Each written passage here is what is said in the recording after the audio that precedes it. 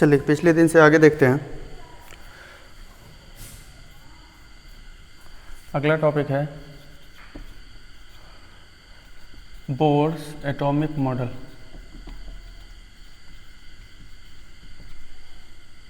या इसी को बोलते हैं बोर्स पोस्टुलेट।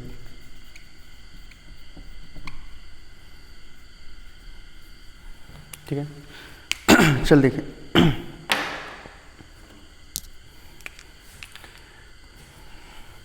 इन 1913 नील्स बोर जो है वो नाम है साइंटिस्ट का। In 1913 Niels Bohr applied Planck's quantum theory on Rutherford's model of atom.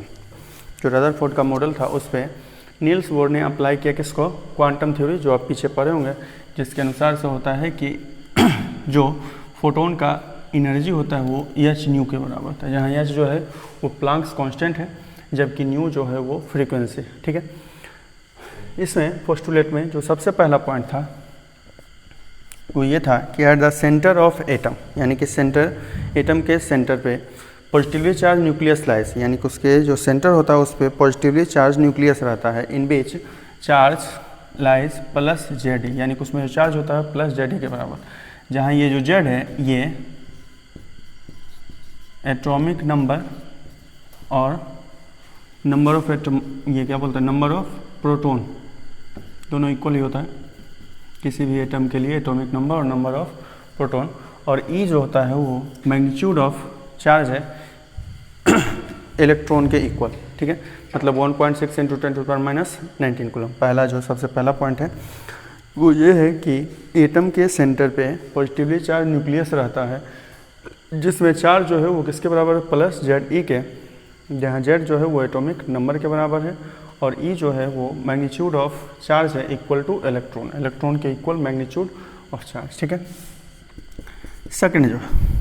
Second ये है कि जो इलेक्ट्रॉन रिवॉल्व करता है न्यूक्लियस के अराउंड वो फिक्स ऑर्बिट में करता है, जिसमें उसका रेडियस फिक्स होता है और एनर्जी भी फिक्स होता है। उसको हम बोलते हैं स्टेशनरी स्टेट। ठीक है, electron revolves around the nucleus with a fixed radius and fixed energy, which is known as a stationary state, in which electron does not gain or lose energy। यानी कि उस स्टेट में, stationery state में जब वो revolve करता है तब वो ना तो एनर्जी को गेन करता है, मतलब लाभ होता है उसे, और ना ही एनर्जी का लॉस करता है, मतलब हानि होता है। ठीक है, फिर जो तीसरा पॉइंट था वो पिछले जो रदरफोर्ड एटॉमिक मॉडल पर है वही था कि जब न्यूक्लियस के अराउंड इलेक्ट्रॉन मूव करेगा या रिवॉल्व करेगा, ठीक है, तो न्यूक्लियस में तो यहाँ पे प्लस चार्ज होता है और इलेक्ट्रॉन पे कैसा चार्ज होता है? माइनस चार्ज होता है। ठीक है, तो ये जैसे ही सर्कुलर पाथ पे रिवॉल्व करता है तो उसे चाहे कौन सा फोर्स? Centripetal force. और सेंट्रीपिटल फोर्स प्रोवाइड होता है किस कारण से? पॉजिटिवली और निगेटिवली चार्ज के बीच जो लगेगा कौन सा? इलेक्ट्रोस्टैटिक फोर्स, उससे उसे प्रोवाइड यानी कि मिलता है कौन सा? Centripetal force. ठीक है, तो electron revolves around the circular path, ठीक है, in which centripetal force is provided by the electrostatic attractive force between positively charged nucleus and negatively charged electron। Electron और पॉजिटिवली चार्ज न्यूक्लियस के बीच जो electrostatic force लगता है वही से provide करता है किसको? सेंट्रीपिटल फोर्स को। ये थर्ड पॉइंट था। ठीक है, फोर्थ जो पॉइंट है वो है कि इलेक्ट्रॉन जब रिवॉल्व करता है किसी भी ऑर्बिट में तो उसका जो एंगुलर मोमेंटम होता है वो इंटीग्रल मल्टीपल होता है h/2π का। जैसे आप पढ़े होंगे चार्ज जो होता है, चार्ज का क्वांटाइजेशन, जिसमें Q = N होता है, जिसमें हम समझते हैं कि चार्ज हमेशा किसके फॉर्म में होता है? E के इंटीग्रल मल्टीपल के फॉर्म में। उसी तरह का है कि एंगुलर मोमेंटम, किसी भी इलेक्ट्रॉन का एंगुलर मोमेंटम जो होता है वो हमेशा h/2π के फॉर्म में, मतलब इंटीग्रल फॉर्म के फॉर्म में होगा। इसका मतलब है कि एंगुलर मोमेंटम पहले कहते किसको? Angular momentum is equal to होता है जब आप मोमेंटम में इनटू कर देते हैं रेडियस को या डिस्टेंस को। ठीक है, तो एंगुलर मोमेंटम को हम लिखते हैं एल से। ठीक है, और एल मोमेंटम, अगर मास m है ये इलेक्ट्रॉन के लिए एम भी लिख सकते हैं, एम और वेलोसिटी भी है और रेडियस आर है। तो यल इज इक्वल टू हो जाएगा एम ई वी आर। ये एंगुलर मोमेंटम का होगा। तो एंगुलर मोमेंटम जो होगा किसी भी इलेक्ट्रॉन का ऑर्बिट में वो h/2π के इंटीग्रल मल्टीपल के फॉर्म होता है। इसका कहने का मतलब ये हुआ कि यल बोलिए या M E V R is equal to होता है h/2π into N, where N is equal to 1 2 3 which is known as quantum number और ऑर्बिट नंबर। ठीक है, तो जैसे चार्ज क्वांटाइज्ड होता है तो क्या पढ़ते हैं, Q is equal to N E, in which charge is possible in the form of किस इंटीग्रल मल्टीपल ऑफ ई, यानी कि वही चार्ज पॉसिबल होता है जो मल्टीपल के फॉर्म में होता है, किसके फॉर्म में, ई के मल्टीपल के फॉर्म। उसी तरह का है कि इलेक्ट्रॉन का वही रेडियस या वही ऑर्बिट पॉसिबल है जिसमें उसका एंगुलर मोमेंटम मतलब एम ई वी आर का वैल्यू जो होगा वो h/2π के इंटीग्रल मल्टीपल के फॉर्म में होगा। मतलब वही होगा जिसमें h/2π से पूरा का पूरा डिवाइड हो जाएगा।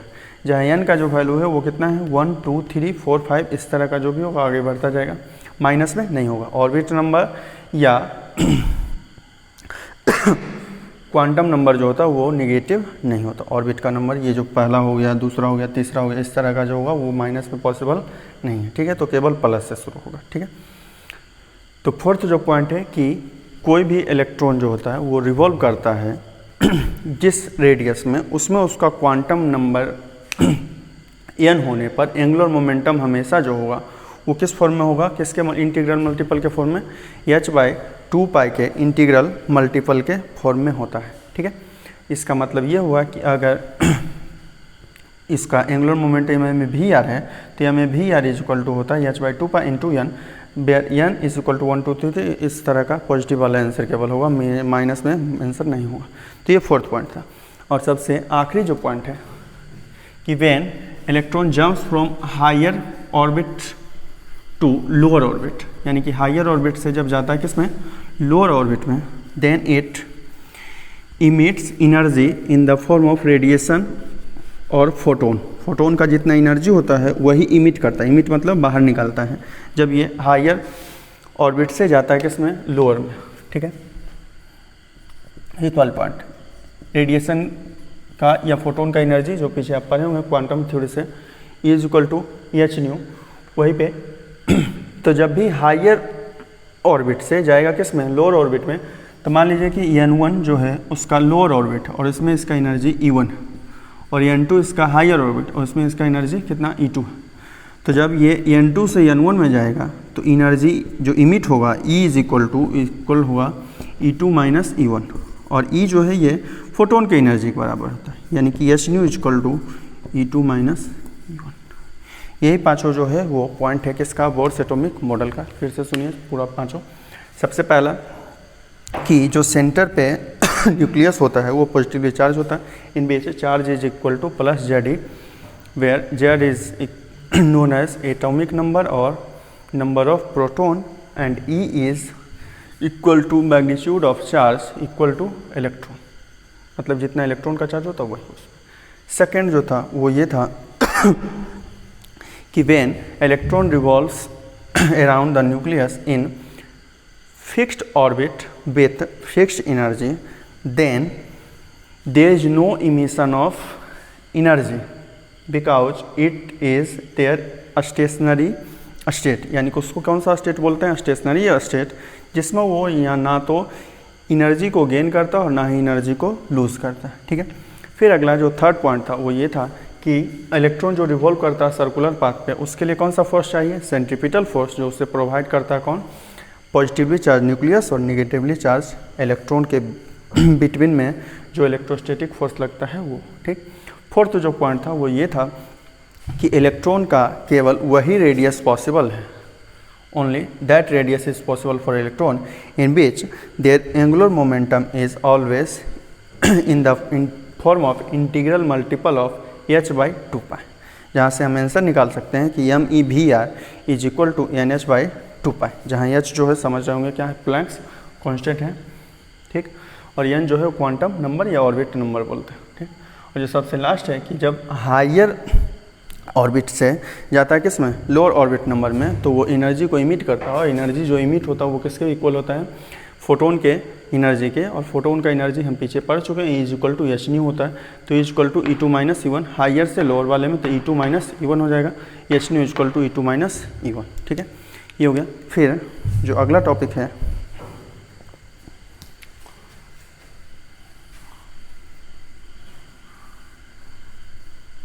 ये था बोर्स एटॉमिक मॉडल या bourse postulate.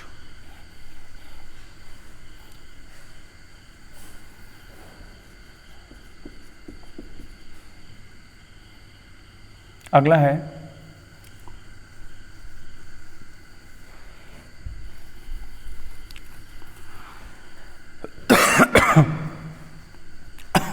Bourse theory of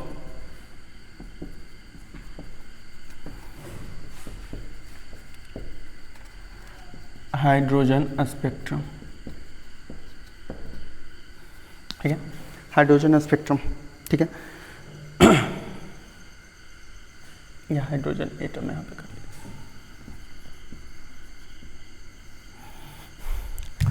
hydrogen atom हो या कोई भी एटम हो, उसके लिए यहाँ पे आंसर निकालेंगे रेडियस का और एनर्जी का, ठीक है।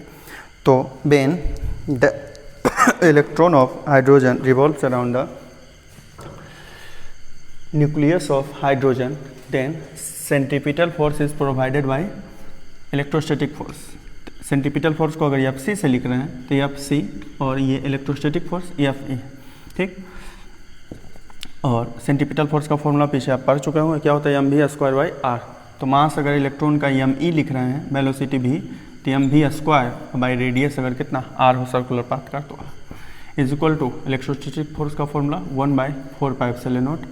पहला एक पॉजिटिव चार्ज पे भी E ही होगा और निगेटिव इलेक्ट्रॉन पे भी कितना E ही होगा। एट्रैक्टिव पहले ही लिख देते हैं, इस कारण से माइनस वाला साइन यूज नहीं करते, तो 1/4πε0 E इंटू ई Q1 इंटू Q2/r²।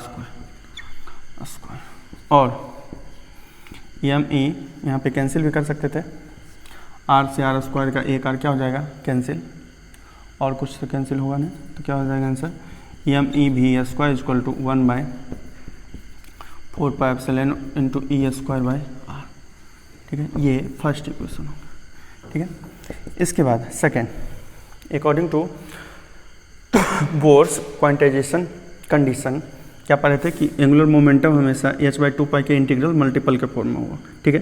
तो me(v(r) इज इक्वल टू कितना था nh/2π, squaring on both side, दोनों तरफ स्क्वायर कर दीजिए, तो क्या हो जाएगा आंसर me(v(r) का square is equal to nh/2π का स्क्वायर, और me²v²r², इधर h², 2 का स्क्वायर 4, पाई का स्क्वायर πr², ठीक है।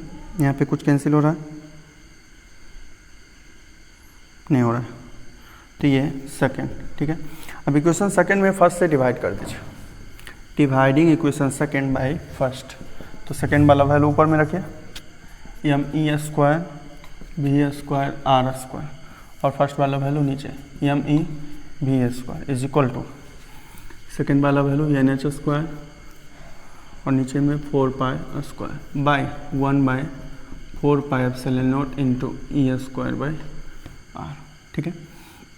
अब इसमें से देखिए ये जो सबसे नीचे में है चला जाएगा कहाँ सबसे ऊपर, तो क्या हो जाएगा आंसर me, ये पहले यहाँ पे जो कैंसिल हो रहा है, एक me कैंसिल, v² से v² कैंसिल, तो क्या हो गया answer me(r²) n² into 4πε0 into r, ये जो सबसे नीचे था सबसे ऊपर, और नीचे में क्या क्या बचा आपके पास 4π² और E²,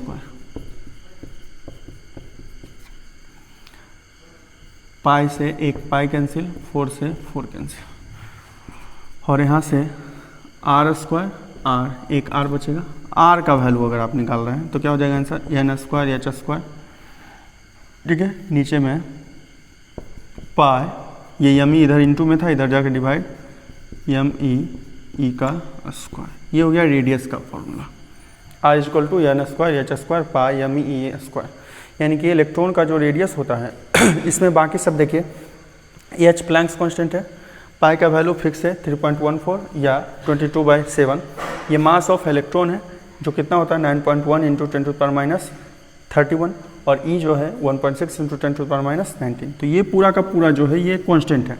चेंज यहाँ पे क्या होगा, क्वांटम नंबर या ऑर्बिट नंबर जिसको बोलते हैं। इसका मतलब है ये डायरेक्टली की इन्वर्सली सामने है, मतलब क्या होगा, डायरेक्टली प्रोपोर्शनल, यानी कि जो रेडियस होता है किसी भी एटम का वो डायरेक्टली प्रोपोर्शनल होता है किसके, क्वांटम नंबर के स्क्वायर के, यानी कि r directly proportional to n square. ठीक है, ये हो गया रेडियस का आंसर।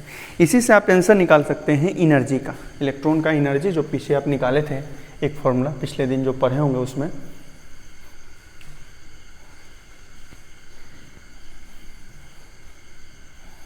चलिए यहाँ से आर का फॉर्मूला निकल गया आपके पास कितना, n square H square by pi M E square. ठीक है, अब यहीं से आप आंसर निकाल सकते हैं ई का। ई का अगर आपको याद हो फॉर्मूला तो क्या होता है, माइनस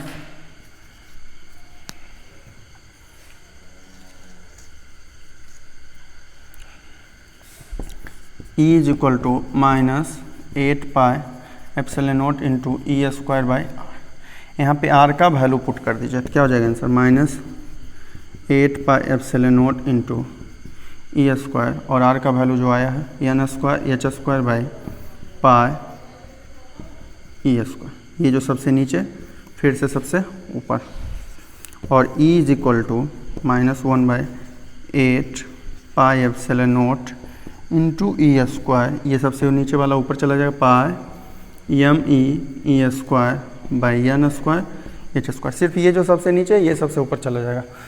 अब इसमें कुछ कैंसिल हो रहा है तो कैंसिल कर दीजिए, पाई से पाई सिर्फ इतना ही कैंसिल होगा, और इसका मतलब आ गया आपके पास answer E square into E square 4 हो जाएगा, माइनस एम ई पे पावर 4, नीचे में क्या क्या बचा हुआ है 8 epsilon not an square H square.